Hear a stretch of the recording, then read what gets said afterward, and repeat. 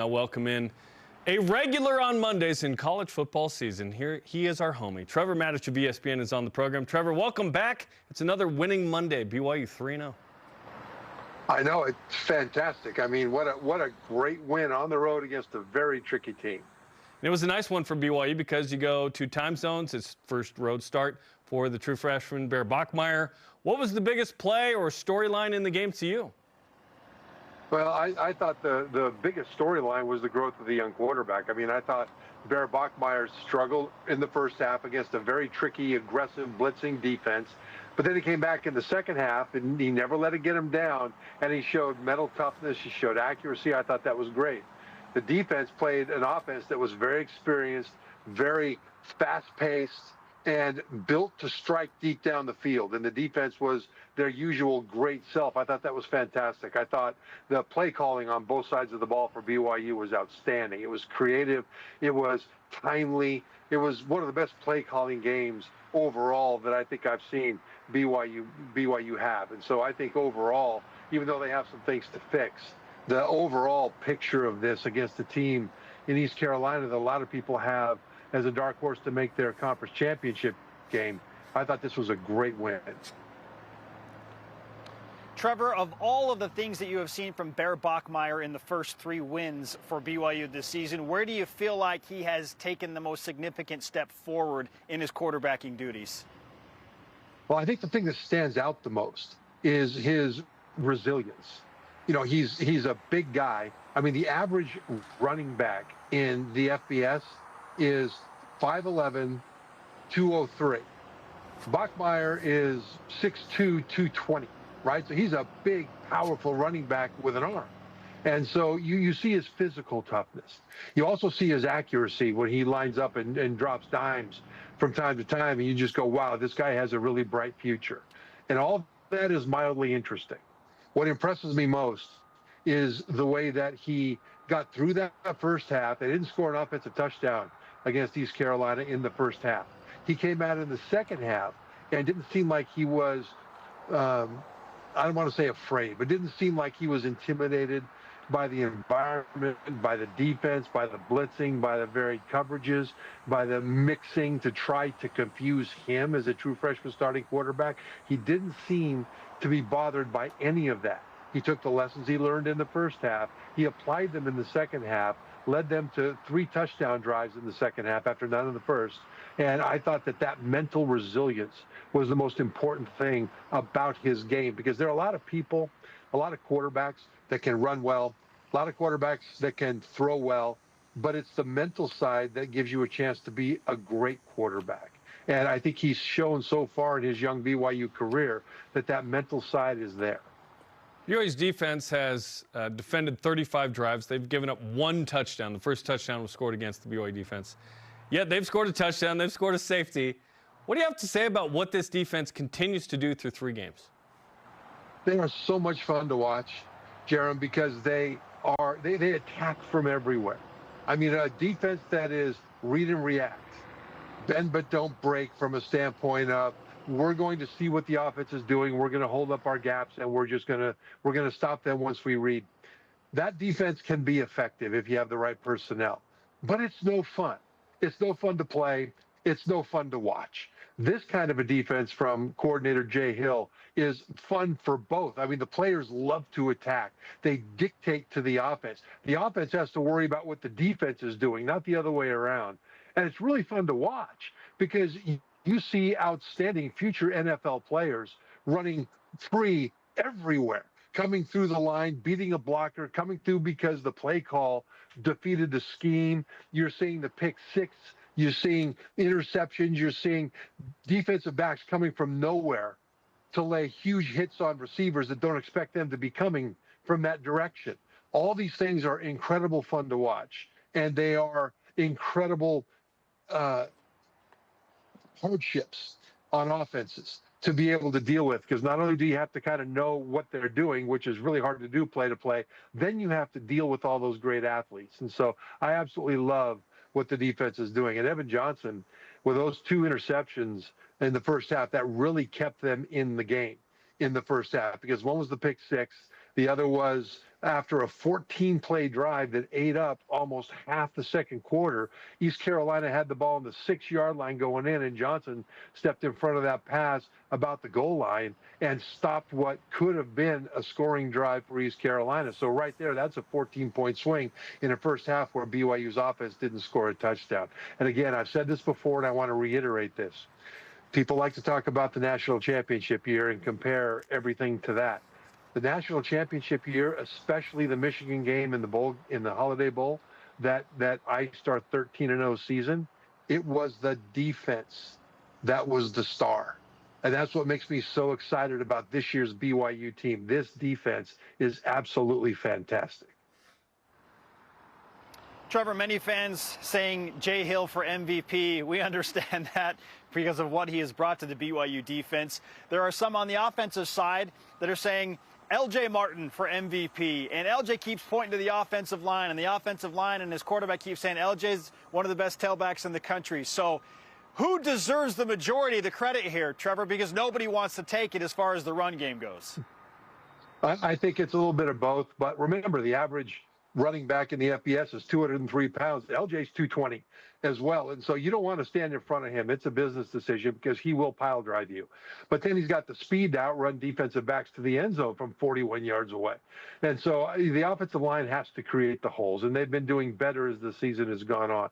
But LJ has been incredibly consistent at being a battering ram. But this is also where I think you have to give some credit to the play design and calling of offensive coordinator Aaron Roderick. That 41-yard touchdown run for LJ in the fourth quarter against East Carolina, there was a 7-man blitz on defense. They rushed 7. That means there's 4 defensive backs in man coverage.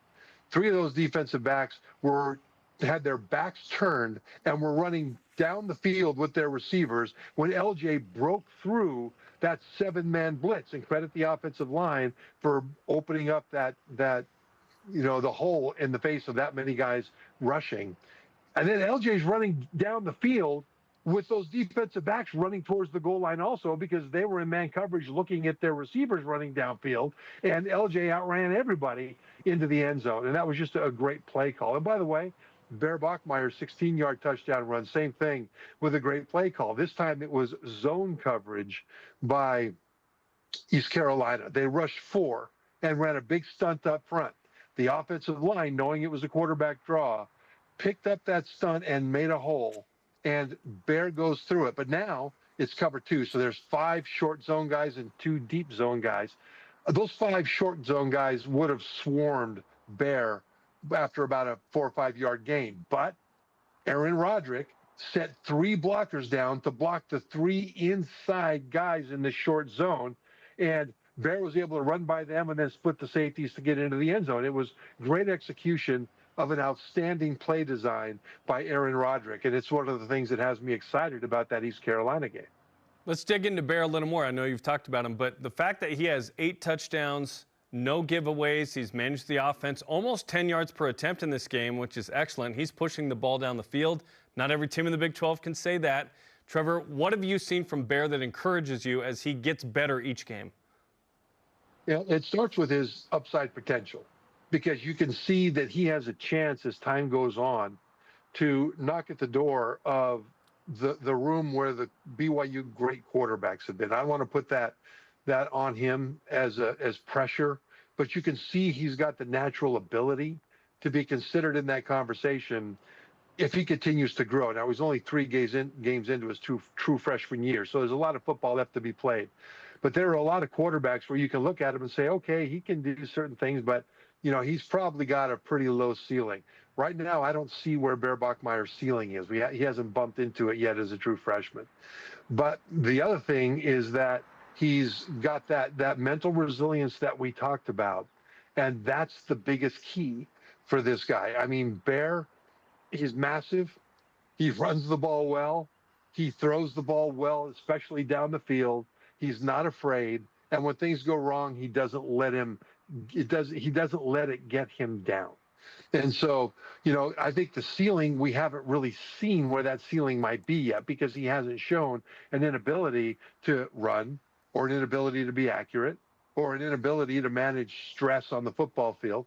The floor seems to be pretty high, But now he's got to go out and do it consistently, because one great game, and this was an outstanding game for him from a standpoint of the trajectory of when the game kicked off to that last L.J. Martin touchdown at the end. That trajectory for him in this game was fantastic. Now he's got to show that he can be consistent, because protecting the football that you mentioned, Jerem, protecting the football is the single biggest responsibility of any quarterback, but especially a young quarterback, because a true freshman quarterback on the road is much more likely to lose the game for you with mistakes than he is to win the game for you with big plays. I think Bear Bachmeier has a good balance of that, to protect the ball and don't be a detriment to the rest of his teammates winning the game. It's a Matich Monday with Trevor Matich of ESPN on BYU Sports Nation. Now the Cougars turn the page officially to Big 12 play. They get Colorado for their Big 12 opener. Trevor, through 3 games and the non-conference slate, in your opinion, do you feel BYU is ahead of schedule, right on track, or maybe behind schedule somehow? Well, Spencer, I think they're ahead of schedule because of the quarterback situation.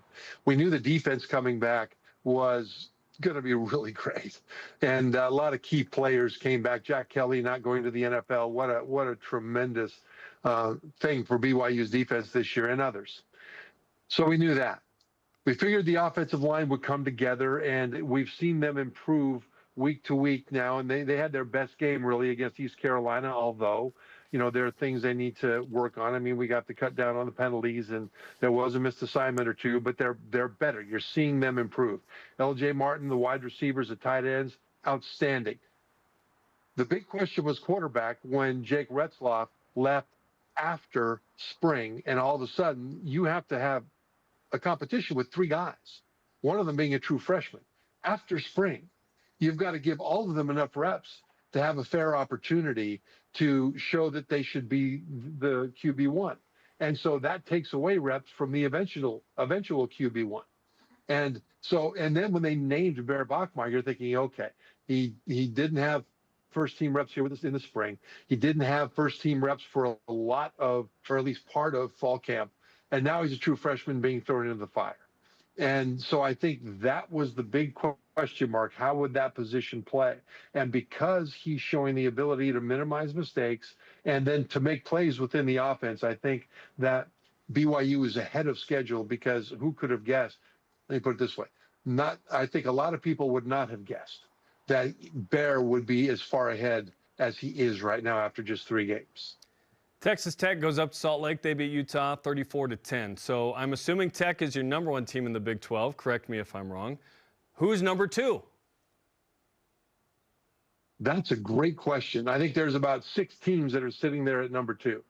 Iowa State is not blowing people out necessarily, but they're showing that they know how to win tough, win ugly, win gritty. Arizona State, people look at that Mississippi State loss and then they think Arizona State's not very good. That's not true. Arizona State had the lead with less than a minute to go when Mississippi State threw a long touchdown pass, because for some inexplicable reason, Arizona State didn't have a single deep safety, not one deep safety. When you're up by less than a touchdown with less than a minute to go and there's no safety back there in case there's a breakout, okay, that's why they lost that game. One play. Arizona State could be better this year than they were last year, even without Cam Scattergood. Whoa. So I think because they've got a really strong rotation of running backs and an improved offensive line. The defense is almost all back. And then you've got Sam Levitt at quarterback, who was a freshman last year, and you've got Jordan Tyson, one of the best receivers in the Big 12, if not the country, who is back from injury. He didn't play in the playoff game against Texas, where they took the Longhorns to double overtime. Their best receiver wasn't even on the field. So the running game is really cranking right now. Arizona State, I think, is a team that people are not thinking about in terms of being the second best team in the league. But BYU could be that team. And it will all depend on whether or not Bear continues his progress as a young quarterback. He's done well so far in the first 3. There's a lot of football left to be played, and now opposing defenses have film on him, and they will try to mess with his mind as much as they can. The next step for Bear is to deal with the adjustments that defenses make against his success that he's already achieved. Trevor, we always appreciate it on Mondays. Thanks for the time. Spencer in Charlotte, I'm in Provo, and you're all over the place on ESPN. We love it. Thank you. Thanks, guys.